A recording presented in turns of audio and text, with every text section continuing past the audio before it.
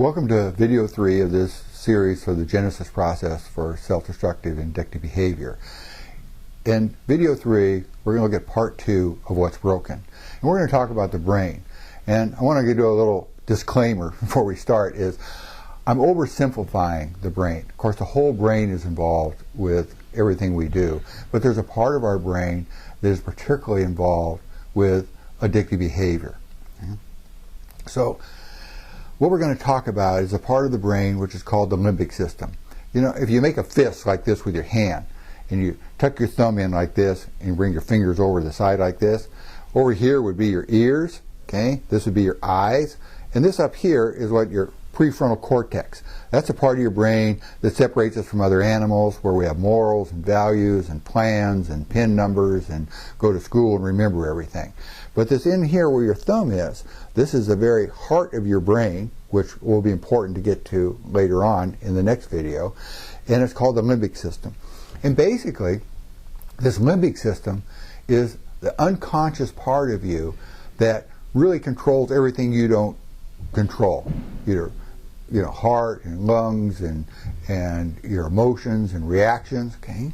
And so the limbic system, now listen to this because it's important. This is what the limbic system controls. It controls your experiential memory. So it remembers things that have to do with experiences, and we'll get to that later on. It controls your emotions, your unconscious learning, like riding a bicycle. You don't have to relearn it every time. You just get on it and ride, okay? It controls your dreaming, your attention.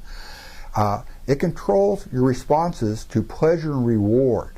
So your things that give you pleasure and reward system, which is part of our addictive system, is in this limbic system. It controls arousal, and arousal is a very important word.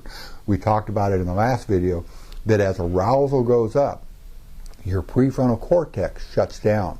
So your morals, values, and more importantly, as arousal gets to a certain point, your ability to see and solve problems and see the consequences of your behavior diminishes. And that's why when people get so aroused towards an addiction, that all their plans and all their morals and all their values and everything else just go out the window. And they just say those words, oh, hell with it, and just go and do it. See? And so that's a brain problem, not necessarily a moral problem. It also controls the expression of emotional, motivation, sexual, and social behavior. And this is real important. It controls the formation of loving attachments. And we'll get that into the next video, okay, about the roots of addictive behavior. Okay. It also controls the cravings for pleasure-inducing drugs, food, sex, gambling, and other real or imagined survival needs. Now remember in the last video, I said that there's a unique emotion called a craving. And a craving is only produced where real or imagined survival is at stake. Okay? So, and this craving is, of course, is what drives all addictive behavior, doesn't it? Okay? If without a craving, you don't have any compulsion to do addictions. Okay? So let's look at it. Okay? So the limbic system produces natural cravings for, as far as we've discovered so far, only 3 things: food, sex, and safety. So we have natural cravings for food, don't we? Because if we didn't, we wouldn't survive. We wouldn't get hungry and we would starve to death. Okay? It controls natural cravings for sex. In other words, we have natural cravings for sex, otherwise we wouldn't reproduce and our species wouldn't survive. And the last one, it controls cravings for safety. So when we're afraid or panicky and things are anxious about something, it looks for ways to make us feel normal and safe again.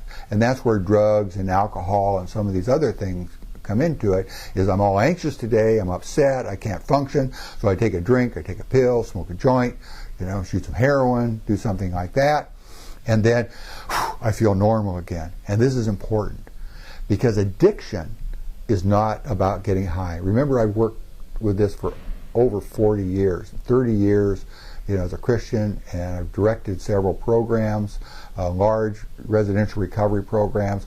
So, and clients come in and they'll say, Oh man, I just get high. Actually, people get high don't become addicted.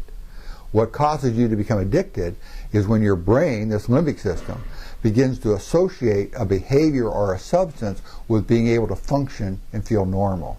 So addiction is not about getting high. Addiction is about being able to cope and feel normal. Because then this part of your brain associates that substance with survival. Okay? And this is what's called the survival brain.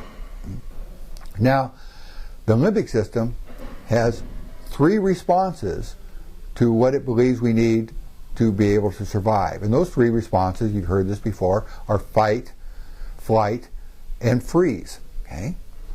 And another way of saying that would be it responds with anger, which becomes aggressive in order to be safe and cope with things.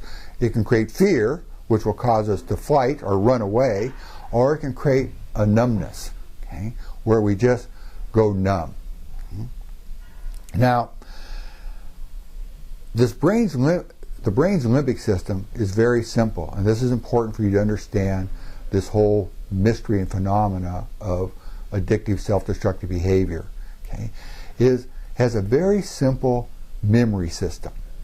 It simply remembers things that have to do with pain and fear and pleasure and reward. And it records those things and sets up these cravings and fight, flight, or freeze reactions to respond to these memories. Remember, the limbic system records experiential memories. And so experiencing pain and fear or pleasure and reward are important to our survival. So this is simply how it works, is that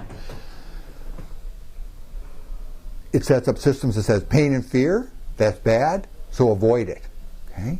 And pleasure and reward, oh, that's important, so let's do it again. So there you have the addictive brain. Pain and fear, avoid it. Pleasure and reward, do it again. And this is a setup to create this unique emotion called a craving. Now, in the short video, we can't get into this too long, but I want you to understand that we'll get into the next video, is that 100% of the pain and fear in our life, as it's related to addictions, comes from one area. It comes from relationships. Okay? And of course, this creates a double bind or a conflict with all of us, because the limbic system says pain and fear, avoid it. But the thing we need most in life is relationships, because that's the thing that's, but there are also, relationships are also the things that have hurt us the most in life. So one of the things we remember in the very beginning thing is with addictions, okay, I knew I couldn't change myself. It's relationships that mess us up, and it's relationships that are going to heal us. But most of us who have been wounded by relationships are alone and isolated. We avoid relationships. So the thing I need the most, which is you to help me get well, is also the thing I fear the most. And in Genesis, we have a whole work process for this called solving a double bind. Okay? Now in the next video, we're going to look at the origins of what predisposes us to become addicted. Okay? And it really is all about early childhood experiences that sets up this whole system. So I'll see you in video 4.